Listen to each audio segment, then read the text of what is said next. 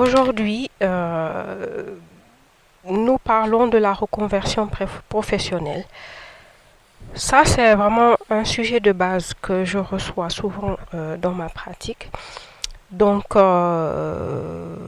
sur les trois-quatre prochains épisodes, je vais vraiment traiter de ce sujet-là parce que j'ai beaucoup de demandes dans ce sens et donc je vais essayer de donner le maximum de clés pour les gens qui sont intéressés à ce sujet. Dans ce premier épisode, nous regarderons les bases en fait, puis dans les prochains épisodes, ce sera vraiment des épisodes particuliers sur les différentes phases. Comme cela, les personnes pourront se repérer selon la phase dans laquelle elles se trouvent. Donc dans ce premier épisode, nous voyons les bases pour la reconversion professionnelle. Si vous êtes là, c'est vraiment un sujet qu'on retrouve beaucoup dans l'air du temps. Il y a beaucoup de gens qui ont envie de changer de profession, qui ne se sentent pas bien dans leur profession, qui trouvent qu'ils n'ont pas encore trouvé la voie. C'est vrai que c'est important à un moment donné de sa vie de se sentir vraiment à sa place, de sentir qu'on occupe sa place, de sentir que on est à la bonne place et surtout, étant donné que l'activité professionnelle occupe quand même une bonne partie de notre temps, il arrive quand même un moment où on a envie de se sentir épanoui dans notre métier. Moi, je dis toujours qu'il faut aller vraiment gagner de l'expérience, surtout une fois qu'on est diplômé. Pendant qu'on fait ce que l'on fait ses études, si on peut faire un maximum de stages pour savoir explorer différentes voies et arriver à se trouver parce que parfois cela demande beaucoup d'essais pour y arriver. Il y a des gens qui, bon, dès l'enfance savent ce qu'ils veulent faire, ce pourquoi ils sont faits et il n'y a pas de souci. Pour beaucoup d'autres, parfois la voie est un peu tortueuse. Souvent on suit d'abord ce que nos parents ont voulu que l'on fasse ou les métiers que nos parents ont fait eux-mêmes, donc la répétition du schéma ou peut-être les matières dans lesquelles on était plutôt bon à l'école ou les domaines dans l'air du temps, les domaines où on peut gagner beaucoup d'argent. Mais je pense qu'il arrive quand même un certain point dans notre vie où l'épanouissement et le besoin de sens en fait dans ce qu'on fait, surtout vraiment actuellement dans nos sociétés, ce problème est vraiment, disons, très prégnant en fait. Donc beaucoup de gens se posent ce genre de questions-là. Euh, d'où à un moment donné la question de la reconversion professionnelle se pose en fait pour certains d'entre nous. Donc si vous êtes là et que vous regardez cette vidéo, je suppose que la question vous interpelle en ce moment ou vous a interpellé à un moment de votre vie. Le premier point que je vais dire, c'est que normalement, une reconversion professionnelle ne pose pas de problème. Vous êtes dans une filière, vous avez fait certaines études, et à un moment donné, vous avez envie de changer de métier, vous êtes très clair sur ce que vous voulez faire, vous allez faire une formation, puis vous prenez un nouvel emploi. Voilà, il y a un parcours pour ça. Beaucoup d'entreprises offrent des formations, congés formation, puis après vous postulez pour un nouvel emploi. Il n'y a pas de rupture, disons, dans votre carrière ou dans votre trajectoire professionnelle. C'est juste une affaire de temps et de réorientation et cela se passe vraiment sans difficulté. Euh, dans les cas que j'ai vus, moi, que j'ai eu à accompagner, les difficultés apparaissent vraiment dans les cas majeurs. C'est-à-dire, il y a un changement, un passage à l'entrepreneuriat. La personne, ce qu'elle veut faire ne correspond plus au régime du salariat, donc il y a un passage à l'entrepreneuriat. Il y a un changement complet de secteur et de métier. Donc, en plus du changement de métier, donc la personne doit réapprendre de complets savoir-faire. En général, elle a une passion pour le métier, Mais entre être passionné et le faire en amateur et le faire en professionnel, c'est deux choses différentes. Faire du pain dans sa cuisine, c'est une chose. Devenir boulanger, c'est un métier, c'est un professionnalisme, c'est autre chose. Donc, il y a un changement de métier, donc de nouveaux savoir-faire à acquérir, un changement de secteur complet, un changement de mode, c'est-à-dire passer du salariat à l'entrepreneuriat. Donc, encore une autre casquette parce que apprendre un métier, c'est une chose, apprendre à diriger une entreprise, c'est encore autre chose. Et souvent, cela se fait à un âge plus avancé, donc la personne a déjà des habitudes professionnelles bien établies, bien figées, donc il faut réapprendre beaucoup de choses. La personne a une image d'elle-même qui était assez figée, son entourage avait une image d'elle-même assez figée, il y a un changement parce que souvent ce n'est pas la même chose du tout. Ça peut demander un changement d'image de soi complet. Et souvent aussi, quand c'est à un certain âge, il y a un contexte familial à gérer. Souvent, les personnes ont des enfants à charge, parfois des enfants à très bas âge, des enfants dans l'adolescence. Et donc, toute la question familiale à gérer, toute la question économique. Parce que les changements, parfois, demandent à ce que on puisse se serrer la ceinture au niveau financier le temps que les choses démarrent. Surtout, si on retourne dans le salariat, peut-être une formation dure 12 mois, 18 mois, il peut y avoir des ajustements au niveau économique à faire. Si c'est l'entrepreneuriat, c'est encore plus parce qu'une entreprise peut mettre du temps à démarrer et la personne mettre du temps à pouvoir rendre son entreprise rentable et pouvoir se payer un salaire. Donc ça, ce sont des données à gérer.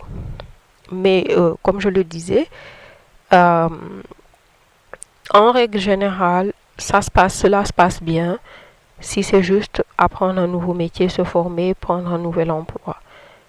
Mais dans les cas majeurs, il y a quelques difficultés qui se posent, d'où la nécessité quand même d'être très méthodique dans cette affaire-là, à moins de s'embourber dans un processus qui n'en finit pas et qui est très douloureux. Voilà, pour poser vraiment le contexte dans lequel nous parlons. Donc, vous pouvez identifier déjà très facilement votre propre contexte pour vous situer et après pour toute la suite de notre discussion sur ce sujet. Maintenant, moi, dans mon expérience, il y a 3 choses sur lesquelles je fais attention. Pour les bases déjà, c'est-à-dire l'attitude de départ de la personne. Donc, ce sera le premier point dont on va parler. Deuxièmement, l'état émotionnel, la capacité de la personne à gérer son état émotionnel durant le processus. Et troisième chose, la personne vous donne 3 clés pour 3 moteurs sur lesquels vous devez être très clair et qui vont vraiment vous aider, vous servir de moteur pour naviguer cette situation assez facilement. Alors, les attitudes. Moi, en général, j'observe 2 attitudes. J'ai les fonceurs et les récalcitrants. Alors, les fonceurs, c'est ceux qui ont une idée et ils y vont. Ils ne prennent pas le temps de réfléchir, de regarder les conséquences, les tenants et les aboutissants de cette affaire, ils foncent.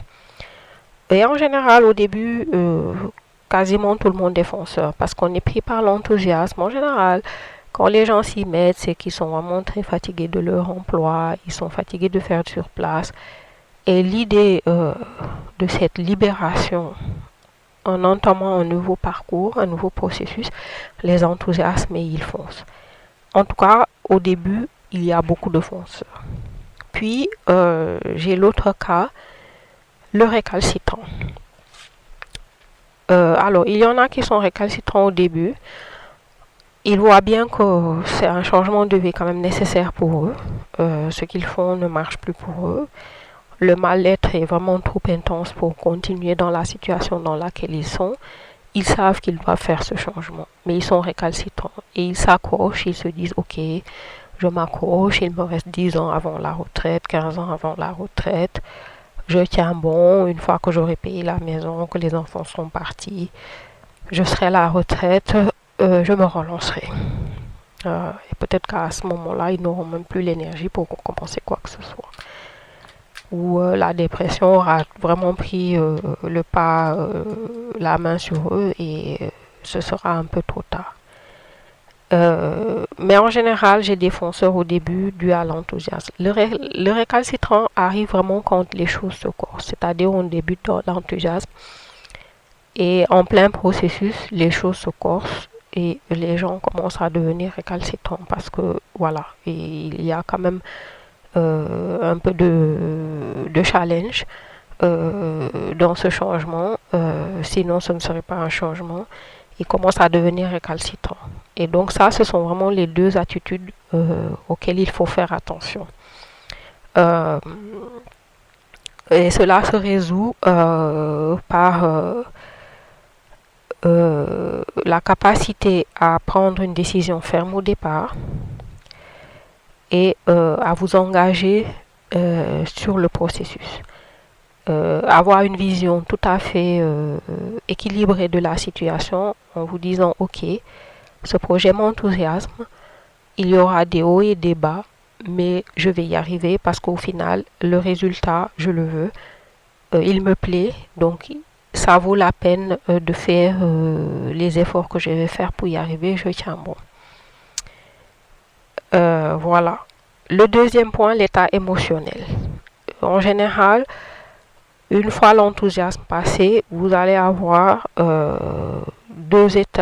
trois états émotionnels qui vont apparaître assez rapidement.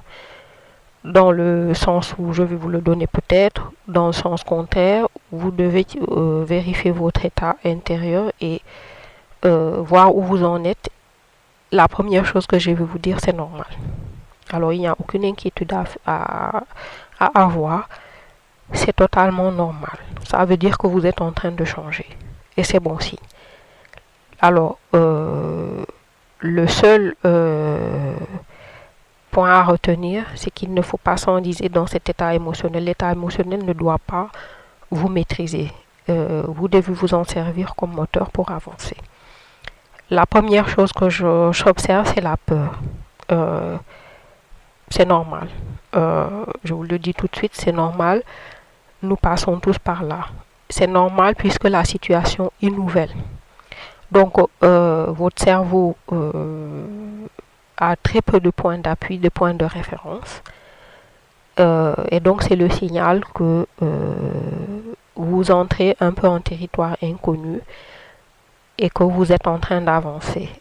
Et ça va passer parce qu'au fur et à mesure que vous allez maîtriser votre nouveau domaine, que vous allez acquérir les nouvelles compétences, que vous allez avancer dans le processus, cette peur va s'évanouir et va être remplacée par un état de confiance et de certitude en vos capacités.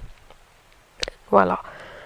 Le deuxième état que je vois souvent, c'est le doute. Mais ça va avec la peur en général. Le doute qui est souvent, on se demande, est-ce que si ça va marcher? Et ça nous empêche en fait de prendre une décision ferme. Est-ce que j'y vais ou je n'y vais pas? D'où je dis au départ, il faut prendre une décision ferme. Et une fois que vous avez la décision ferme, qu'il y ait doute ou pas, vous allez avancer. Donc c'est normal parce que aussi le doute est normal, vous rentrez dans une situation inconnue. Et cela s'éradique en ayant confiance que votre projet va aboutir. Vous êtes en train d'acquérir les capacités nécessaires, vous êtes en train de faire tout ce qu'il faut faire avec méthode, ou vous dire j'acquérir les compétences dont j'ai besoin pour le faire, je vais appliquer les méthodes qu'il le faut pour y arriver, et surtout vous dire ok, je n'ai pas toutes les compétences, 100% des compétences aujourd'hui, mais j'ai le minimum nécessaire pour démarrer et surtout pour acquérir le reste. Ça, c'est très important. Je répète, la seule clé, c'est vous dire, j'ai le minimum nécessaire pour réussir ma reconversion professionnelle. J'ai le minimum nécessaire non seulement pour démarrer, mais pour acquérir le reste. Il ne faut pas vous leurrer. Si vous êtes là, vous avez certaines compétences, mais il ne faut pas se leurrer. Il vous faudra acquérir de nouvelles compétences parce que vous faites une reconversion professionnelle. Vous changez de métier. Donc, il vous faudra acquérir d'autres compétences professionnelles. Mais vous avez le minimum nécessaire, non seulement pour démarrer, mais pour acquérir ce supplément de compétences nécessaires. Vous avez le minimum nécessaire, non seulement pour démarrer, mais pour acquérir le reste. Voilà. Le troisième état émotionnel, c'est la confusion. Ne laissez pas la confusion vous abattre. La confusion au départ, c'est nécessaire. Souvent, les gens sont dans la confusion parce qu'ils ne savent pas par où commencer, par où démarrer, qu'est-ce qu'il faut faire. C'est normal.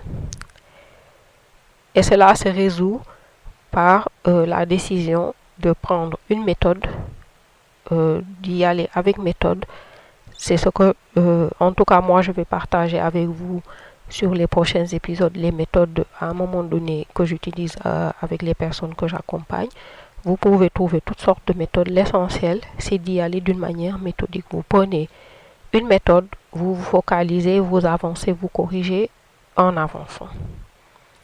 C'est comme cela qu'on abat la confusion. Sinon, si vous commencez 10 000 méthodes, vous allez rester dans la confusion et le processus n'aboutira pas.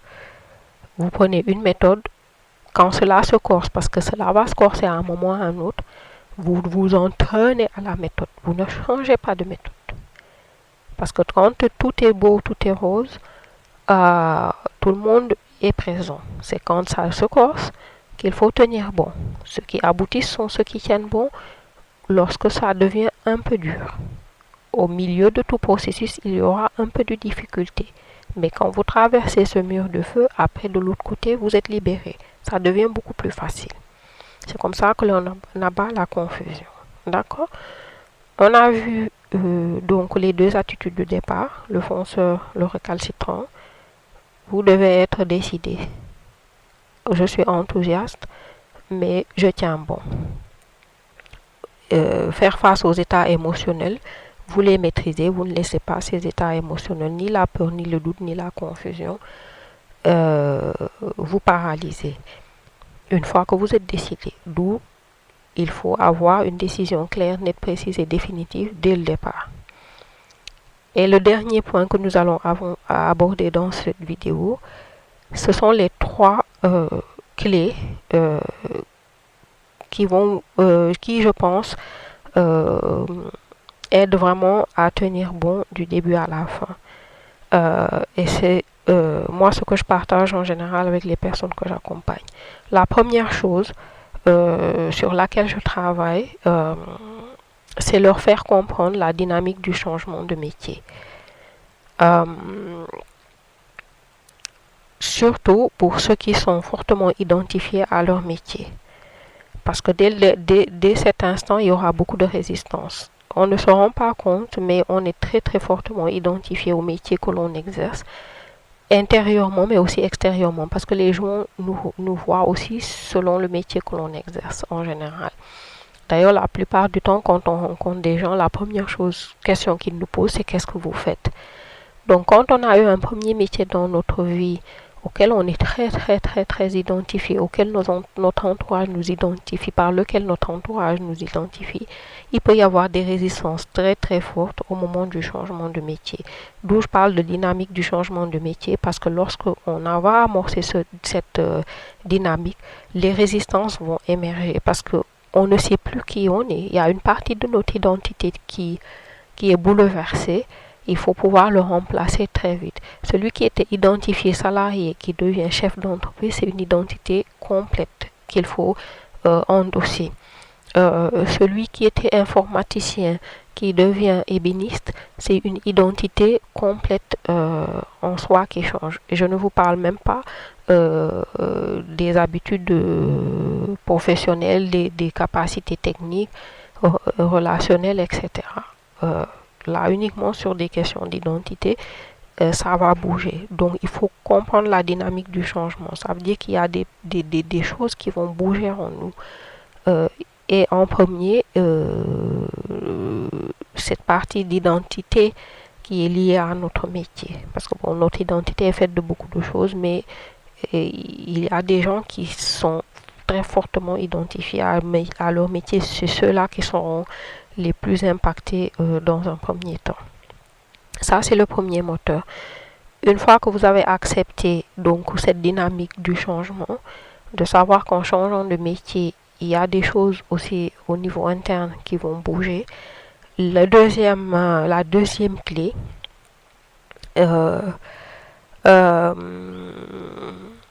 c'est naviguer le processus. Parce que il y a un processus. Si vous faites les choses dans l'ordre,